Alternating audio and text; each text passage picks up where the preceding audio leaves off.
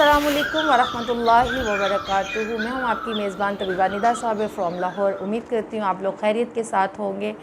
आज हम लोग जिस टॉपिक पर बात करेंगे जी वो ख़ारिश का ही रिलेटेड एक टॉपिक है, जिसका नाम है जी चंबल और सोराइसिस। चंबल और सोराइसिस जो है ये क्या होती है, इसकी क्या रीज़न्स बनती हैं, इसके बारे में हम लोग आज बात करेंगे। वीडियो को चैनल को सब्सक्राइब कर लीजिए, बेल आइकॉन को प्रेस कर लीजिए ताकि आप लोगों को नई से नई आने वाली वीडियोस जो हैं वो मिलती रहें। चंबल और सोराइसिस जो है वो असल में ख़ारिश की ही एक बड़ी और बिगड़ी हुई शक्ल है। यानी जब ख़ारिश जौन सी होती है वो अपने इंतहाई दर्जे में पहुंच जाती है, उस वक़्त में जो ये सूरत इख्तियार कर लेती है उसको हम चंबल और सोराइसिस कहते हैं। अब इसके अंदर क्या है कि ये एक बहुत ही ज़्यादा उसरुल इलाज मर्ज़ है जो कि जाने में अच्छा ख़ासा जो है वो टाइम लेता है और जल्द जो है वो मरीज़ की इससे जान नहीं छूटती। इसलिए ये एक बहुत बड़ा और संगीन मसला है।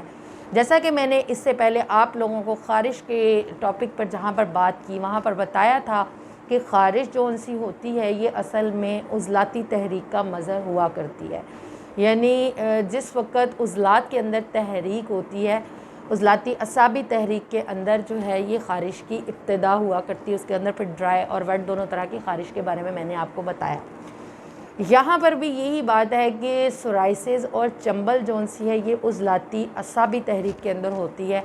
उज़लाती असाबी तहरीक यानी जिस वक़्त ये नामुकम्मल होती है उस वक़्त जो है वो इसकी इब्तिदा हुआ करती है और इसके अंदर ही जो है ये मर्ज़ शुरू होता है। और जब तक उज़लाती असाबी तहरीक जो है वो मुकम्मल नहीं हो जाती, यानी ये उज़लाती गुद्दी और फिर गुद्दी उज़लाती की तरफ जाकर तकमील नहीं पाती, उस वक़्त तक ये चंबल का मर्ज़ जो है वो नहीं जाता और ये कायम दायम रहता है और मरीज़ की इससे जो है वो जान नहीं छूटती। मरीज़ इसकी वजह से बहुत ज़्यादा डिप्रेशन का भी शिकार हो जाता है। जल्दी अमराज़ में ख़ुसूसन ख़वातीन जो है वो उसकी वजह से बहुत ज़्यादा जो है वो कॉम्प्लेक्स का शिकार हो जाती हैं और डिप्रेशन का शिकार रहने लगती हैं, क्योंकि औरतों के लिए ख़ूबसूरती जो है वो किस कदर ज़रूरी है और कितनी मायने रखती है आप सब लोग जो है वो इसके बारे में जानते हैं। वैसे भी चूँकि ये एक संगीन मसला है इसलिए भी ये एक परेशान कुन मसला बन गया है। यहाँ पे अब हम लोग बात करेंगे कि इसके रीज़न्स क्या होते हैं, सोराइसिस की जो है वो क्या वजह बनती है। तो जैसा कि बताया कि उज़लाती असाबी तहरीक का मर्ज़ है, तो इसके अंदर तुर्शी और तेज़ाबियत इसका एक रीज़न है। इसके अलावा बहुत ज़्यादा मैला कुचैला रहना या सफाई सुथराई का जो है वो ख़्याल ना रखना सौदावी मादों के नतीजे के अंदर ये हुआ करती है। इसके अलावा जितने भी जिनसी फुजलात हैं उनके अखराज के अंदर बेकायदगी की वजह से भी सोराइसिस और चंबल का जो है वो मर्ज़ हो जाता है। इसीलिए उमूमन जो है वो 20 to 20+ एज के जोन से नौजवान होते हैं उनको इस मर्ज़ के अंदर ज़्यादा जो है वो मुब्तला देखा गया है। वैसे तो ये किसी भी उम्र के अंदर हो जाया करता है। अब हम लोग बात करते हैं कि हम इसको किस तरीके से क्योर कर सकते हैं और इसकी सिम्टम्स जो हैं वो क्या होती हैं। अमूमन जो है वो पेशेंट के जिस्म पर जिल्द के किसी ख़ास हिस्से पर शुरू में जो है वो गुलाबी रंगत के गोल गोल शक्ल में एक उभार से पैदा होते हैं, जो कि शुरू में तो किसी स्पेसिफ़िक जगह के ऊपर ही होंगे।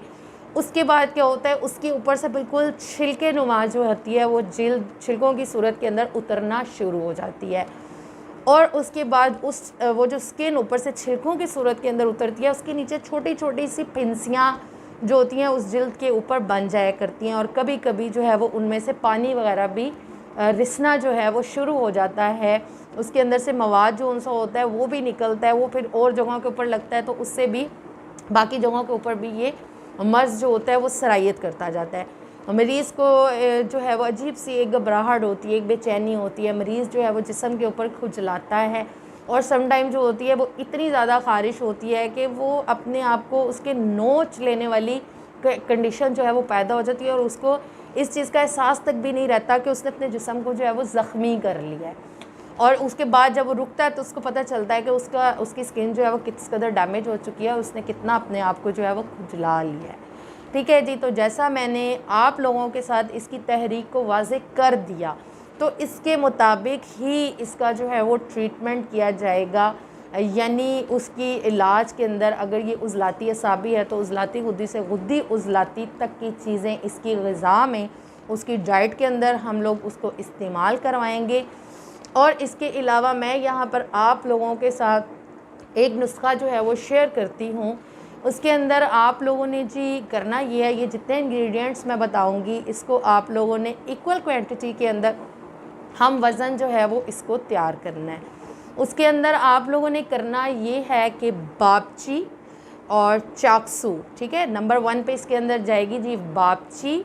नंबर 2 के अंदर इसमें आप लोग ऐड करेंगे चाकसू, ठीक है। तीसरे नंबर के ऊपर इसके अंदर आप लोग डालेंगे बरगे हिना, यानी जो मेहंदी के पत्ते होते हैं।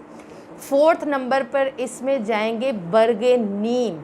4 चीज़ें हो गई, ठीक है, बरगे नीम और बरगे हिना, चाकसू और बापची, ठीक है। इसके अलावा आप लोग इसके अंदर ऐड करेंगे काली मिर्च, ठीक हो गया। इन सारी चीज़ों को जो है वो इक्वल क्वांटिटी के अंदर ले लेना है। लेने के बाद इसको आपने इसका सफ़ूफ़, इसका पाउडर तैयार कर लेना है और सुबह दोपहर शाम जो है वो छोटी आधी चम्मच ये मरीज़ को इसकी इस्तेमाल करवानी है। तो ये इसका दवाई इलाज होगा। ग़िज़ाई इलाज जो है वो मैंने आप लोगों को बता दिया कि मरीज़ के डाइट प्लान के अंदर उसको क्या चीज़ें जो हैं वो इस्तेमाल करवानी हैं। तो 3-4 तक आप इसको जो है वो इस्तेमाल करवाएंगे। आगे आप इसको 5 नंबर तक भी इस्तेमाल जो है वो करवा सकते हैं और वो चीज़ें खाने के अंदर इस्तेमाल करेगा। बाकी उसके लगाने के लिए, उसके ऊपर जो ईचिंग हो, ख़ारिश हो, तो इसके लिए जो दवा होगी वो एक, क्योंकि आपको पता है कि ये मसला एक बहुत ज़्यादा मुश्किल तरीन मसला होता है और इतनी जल्दी जो है वो जान नहीं छूटता। तो इससे पहले जो मैंने आप लोगों को ख़ारिश के इलाज के लिए वीडियो के अंदर, क्लिप के अंदर एक डिटेल से उसका इलाज बताया है, जिसके अंदर वो मुर्दार संग और बाकी चीज़ें डालकर हमने एक ऑयल या वैसलीन में उसको ऐड किया है। लेकिन उसको जो है वो थोड़ा सा मिजाज के अंदर उसकी मर्ज़ की नोयत के मुताबिक जो है वो तेज़ करना पड़ेगा। उसके अंदर जो है वो रस कपूर और नीला तोता टाइप इस तरह की चीज़ें ऐड होंगी, जो कि एक आम इंसान जो उसको ख़ुद तैयार करने के लिए मैं कभी भी मशवरा नहीं दूँगी। लिहाजा उसके लिए जो है हुक्मा हज़रात से ही रब्ता कीजिए और उनसे ही जो है वो इसके लिए जो दवाई इलाज है जो इस्तेमाल करना है बैरूनी तौर पर इस्तेमाल के लिए, तो वो इस्तेमाल आप लोग जो है वो कर सकते हैं। या फिर मज़ीद किसी वीडियो के अंदर इंशाल्लाह इसका अलग से तरीका बता दूँगी। लेकिन आम लोग इसको कभी भी खुद तैयार ना करें। जो मैंने पहले बताया वो आप लोग इसको लगाने के लिए भी इस्तेमाल कर सकते हैं। बाकी खाने के लिए ये दवाई इस्तेमाल कीजिए। दुआ में याद रखें। अस्सलामु अलैकुम वरहमतुल्लाहि वबरकातुहू।